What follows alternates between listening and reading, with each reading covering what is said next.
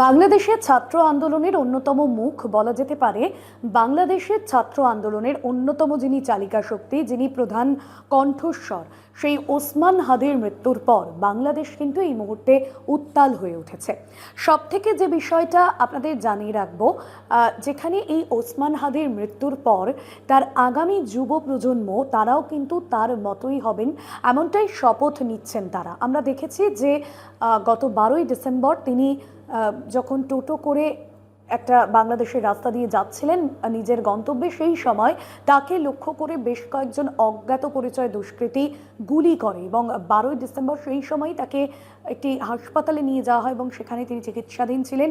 18ই December অর্থাৎ আজ তার মৃত্যু হয়েছে এবং তারপর থেকেই কিন্তু বাংলাদেশ বলা যেতে পারে, বাংলাদেশের রাজধানী ঢাকা সহ বেশ কিছু জায়গা, মিরপুর, বিভিন্ন জায়গায় কিন্তু রীতিমতো জ্বলছে। কারণ বাংলাদেশে এর আগে আমরা দেখেছি যে গণ অভ্যুত্থানের ছবি, সেই গণ অভ্যুত্থান এবং ছাত্র আন্দোলন, যে সমস্ত আন্দোলনের মূল চালিকা শক্তি ছিলেন এই ওসমান হাদি, এবং যার মৃত্যুর পর সাধারণ যুবক অর্থাৎ বাংলাদেশের যারা যুব প্রজন্ম তারাও কিন্তু বলছেন যে গুলির মুখেই আমরা কথা বলবো, আমরাও ওসমান হাদি হব একটা সময় গিয়ে।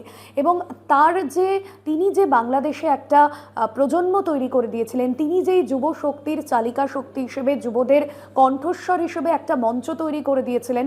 এবং আপনারা জানেন যে হাসিনা সরকারের যখন পতন হয় এবং যেই সময় বাংলাদেশে ছাত্র প্রজন্ম যেভাবে তারা বিক্ষোভের আগুন জ্বালিয়েছিল গোটা বাংলাদেশ জুড়ে, সেই বিক্ষোভ, সেই আগুনের আঁচ, যে আগুনের আঁচ জ্বলেছিল গোটা বাংলাদেশে, তার অন্যতম চালিকা শক্তি ছিলেন কিন্তু এই ইনকিলাব মঞ্চের অন্যতম কর্ণধার এই ওসমান হাদি। যদিও পরবর্তীকালে আমরা দেখলাম যে এই হাদির তিনি এই মঞ্চ থেকে সরে দাঁড়ালেও আসন্ন যে নির্বাচন, সেই আসন্ন জাতীয় নির্বাচনে তিনি কিন্তু দাঁড়াতে চেয়েছিলেন এবং তার যে আন্দোলন, তার যে রাজনীতির জায়গাটা, সেটা কিন্তু একদম অন্যরকম স্রোত ছিল, যেখানে তিনি রাজনীতির ময়দানে সকলের সঙ্গে পা না মিলিয়ে স্বতন্ত্রভাবে একটা আলাদা প্রার্থী হিসেবে তিনি নিজেকে গড়ে তুলতে চেয়েছিলেন এবং নির্বাচনে তিনি দাঁড়াতে চেয়েছিলেন। তবে তার মৃত্যুতে ইতিমধ্যেই বাংলাদেশের অন্তর্বর্তীকালীন সরকারের তরফেও কিন্তু শোক প্রকাশ করা হয়েছে এবং এই গোটা ঘটনায় কিন্তু বাংলাদেশে এই মুহূর্তে বিক্ষোভ পরিস্থিতি, কারণ এখনো পর্যন্ত আপনাদের জানিয়ে রাখবো বাংলাদেশের বেশ কিছু জায়গায় বিক্ষোভ চলছে। যেমনটা আপনাদের বলছিলাম যে জাতীয় নির্বাচনে তার দাঁড়ানোর কথা ছিল এবং যুব প্রজন্ম তারা যেমনটা তাকে দেখে অনেকটা ইন্সপায়ার্ড হতো। চট্টগ্রাম, রাজশাহী, দেশের বিভিন্ন জেলা থেকে হিংসার খবর সামনে আসছে এবং ধর্ম অবমাননার অভিযোগে ময়মনসিংহেও এক হিন্দু যুবককে হত্যা করার ঘটনা সামনে এসেছে, যা কিন্তু এই পরিস্থিতিকে আরও জটিল করে দিয়েছে। এবং ইতিমধ্যেই অন্তর্বর্তীকালীন সরকারের যিনি উপদেষ্টা, আপনাদের জানিয়ে রাখবো প্রধান উপদেষ্টা মোহাম্মদ ইউনূস, তিনি গোটা বাংলাদেশবাসীকে এই মুহূর্তে তিনি সংযম বজায় রাখতে বলেছেন এবং যাতে করে না বিক্ষোভের আজ জাতীয় রাজনীতিতে কোনোভাবে প্রভাব না ফেলে, এই বিষয়কে নিয়েও তিনি বার্তা দিয়েছেন।